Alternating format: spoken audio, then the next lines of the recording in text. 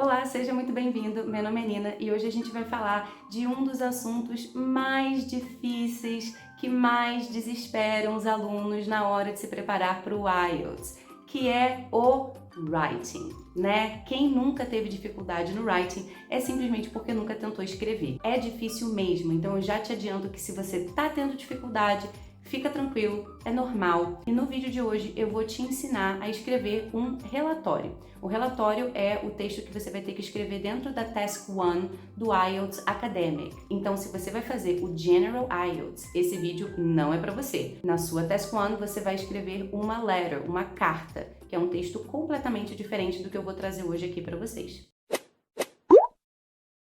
Nessa parte da prova, eles vão te dar um gráfico ou um sistema ou um mapa, mas na maioria das vezes é um gráfico, para você analisar em um relatório. Normalmente, os alunos relatam logo de cara que eles se sentem muito perdidos nessa hora da prova, porque eles não sabem o que incluir em cada parágrafo. Que tipo de informação eu devo incluir na minha introdução? Quantos parágrafos esse relatório deve ter? E como que eu devo organizar esses dados? Quais informações eu devo agrupar? Quais informações eu devo comparar? Então, o meu objetivo com o vídeo de hoje é te ajudar a entender como organizar as informações de um gráfico em parágrafos, respeitando os pré-requisitos da prova. Vale lembrar que existem vários tipos de gráfico, mapas diferentes, sistemas, diagramas. Então, o que eu vou trazer aqui hoje é só um exemplo de uma possibilidade, mas que com certeza já vai te ajudar a entender muito melhor qual é a função de cada parágrafo dentro de um relatório. Para cada um desses gráficos, sistemas e mapas que eu mencionei, existem uma série de estruturas que vão se encaixar melhor, que vão te ajudar a descrever esse tipo de gráfico ou esse tipo de mapa de maneira bem mais natural. Todos esses detalhes eu trabalho dentro do curso completo do IELTS. O que eu vou trazer para vocês hoje é um excelente exemplo de um relatório que analisa um gráfico dinâmico, que é um gráfico que muda ao longo do tempo. Esse texto ele deve ter no mínimo 150 palavras, mas é normal a gente escrever um pouco mais do que isso, porque 150 palavras é realmente bem pouquinho, e ele deve ser escrito em média 20 minutos, porque a prova do writing total tem 1 hora, só que a essay, a Task 2, ela tem peso 2 e ela é mais longa, então a gente recomenda que vocês levem 40 minutos na essay e 20 minutos na Task 1. E vocês sabem que 20 minutos é muito pouco tempo, é muito corrido. E justamente por ser muito corrido, muita gente acha que a gente não deve perder tempo planejando esse texto. Só que é, na verdade, o bom planejamento que vai garantir que a gente vai organizar as informações da melhor maneira possível. Então, a gente vai começar analisando uma questão, depois a gente vai ver como fazer o esqueleto desse relatório e organizar as informações por parágrafo de uma maneira bem rápida, bem objetiva, para você conseguir fazer na hora da prova. E depois a gente vai analisar com cuidado exemplos do que seriam excelentes parágrafos, o que seria uma boa introdução, um bom overall e um bom parágrafo de detalhes. Vamos lá? Vamos começar aqui analisando a pergunta. The graph below shows how much money was spent on tourism infrastructure in 4 different European countries from 1980 to 1992. Summarize the information by selecting and reporting the main features and make comparisons where relevant. Essa segunda parte da questão, summarize the information by selecting and reporting the main features, ela nunca muda, ela é sempre igual para todos as Task 1 do Writing Academic, ok? Todos os relatórios vêm com essas instruções. Então, a gente aqui tem um gráfico em linha, a gente tem 4 países diferentes, cada um representado por uma cor, e a gente tem um período que está sendo analisado de 1980 até 1992. Um outro dado importante de se levar em consideração é a unidade de medida, que no caso está aqui na vertical, ó, Government Spending on Tourist Infrastructure in Millions of Euros. Isso é bem importante porque a gente vai se referir a essa unidade de medida várias vezes no nosso relatório. E isso pode mudar, podem ser moedas diferentes, como dólar ou libra, ou às vezes você está falando da quantidade de algo mesmo e não de dinheiro em si. Então, muito cuidado para entender a unidade de medida que está sendo usada em cada gráfico. Como fazer o planejamento desse report?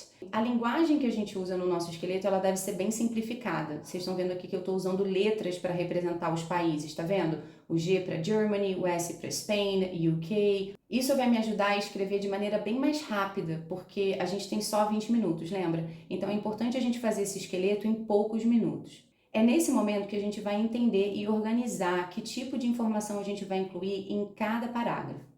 A introdução do report, ela é sempre muito simples e muito objetiva, então a gente não vai precisar de planejamento aqui. A gente vai planejar o overall e os parágrafos que incluem os detalhes, que eu chamo de specific paragraphs.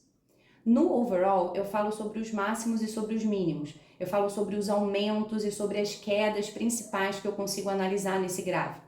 Eu não vou me ater aos detalhes. Então, vocês estão vendo que aqui eu escrevi UK e France com 2 sinaizinhos de mais. Porque eu estou vendo que ao longo do período analisado, os investimentos do Reino Unido e da França aumentaram. Logo abaixo vocês veem o Szinho de Spain, com sinalzinho de menos e depois de mais, porque na Espanha os gastos com turismo primeiro caíram para depois subir, e esse comportamento é invertido na Alemanha, primeiro sobe para depois cair. Então vocês estão vendo que eu estou organizando de maneira bem objetiva, com poucas letras e poucos símbolos, o que eu vou incluir dentro desse overall. Algumas pessoas preferem escrever uma conclusão ao invés de um overall. Pode ser também, só que esses parágrafos são iguais e eles servem ao mesmo propósito. Então a gente vai escrever ou um ou o outro, ok? Eu pessoalmente prefiro o overall logo depois da introdução, porque eu acho que prepara melhor o leitor. Depois do overall, a gente organiza o detailed paragraph, que é onde a gente vai incluir as informações em 2 grupos. A gente vai precisar agrupar essas informações do gráfico. Nesse caso, eu resolvi dividir em países. Primeiro eu vou falar do que está acontecendo no Reino Unido e na França, em mais detalhes, me referindo a números, me referindo a anos. E no parágrafo seguinte eu vou me referir à Espanha e à Alemanha. Foi essa maneira mais lógica que eu encontrei de agrupar essa informação. Dentro de um gráfico dinâmico, você também pode agrupar essas informações por tempo. Você podia ter analisado primeiro o período de 1980 até 1986 e depois você analisaria de 86 até 1992. Nesse caso, eu achei mais lógico separar por país, mas essa possibilidade por tempo também existe. Vamos analisar agora o que seria uma boa introdução para essa questão. Lembra que eu te falei que a introdução vai sempre parafrasear a questão? Não tem muito como a gente fugir disso. Cuidado, porque a gente tende a escrever demais, a querer florear demais, a querer argumentar demais. E o relatório não é um texto argumentativo. A gente precisa se ater aos fatos, aos números e aos dados. Então aqui vocês estão vendo que eu trouxe como uma possibilidade o seguinte. The line graph illustrates the amount of money which was spent on tourism infrastructure in different countries in Europe between 1980 and 1992. Vocês estão vendo que eu trago o verbo illustrate para parafrasear os shows que a pergunta traz. Eu também usei a estrutura the amount of para parafrasear o how much. Cuidado, porque aqui, como a gente está falando de dinheiro, tem que ser the amount of e não the number of. Se você estivesse falando, por exemplo, sobre o número de carros vendido, aí você teria que falar the number of cars sold, ok? Nesse caso é the amount of, porque money é incontável. Eu também estou usando o which, que é uma estrutura necessária nesse tipo de frase. Então você fala the number of cars which were sold, nesse caso the amount of money which was spent. Countries in Europe é uma maneira diferente de me referir a European countries. Então quando a gente tem aí uma nacionalidade ou um país, a gente sempre pode fazer essa dobradinha. Se a pergunta traz o país, você pode usar a nacionalidade e vice-versa. E por último, ao invés de eu usar o from e to, eu estou usando o between and. Então a gente tem um resultado final que é muito parecido com a pergunta, e a ideia é essa, só que a gente não está usando exatamente as mesmas palavras, a gente está parafraseando, usando estruturas diferentes para dizer exatamente a mesma coisa. Agora a gente vai analisar o overall paragraph, que é aquele que vai tratar dos máximos e dos mínimos, dos maiores números e dos menores números. Vamos lá. Overall, it can be observed that while the British and the French raised their spending on tourism over the period analyzed, the Spanish saw a fall in investment, which was recovered only after 1990. In Germany, however, financial support for tourism increased before dropping in the last 2 years. A gente está começando o parágrafo já deixando claro que ele é o overall. Você também pode usar estruturas como in general ou generally speaking, todas elas servem a mesma função. Logo em seguida, a gente está usando it can be observed, introduzindo uma informação com uma estrutura gramatical interessante, que nesse caso é a voz passiva. It can be seen, it can be observed.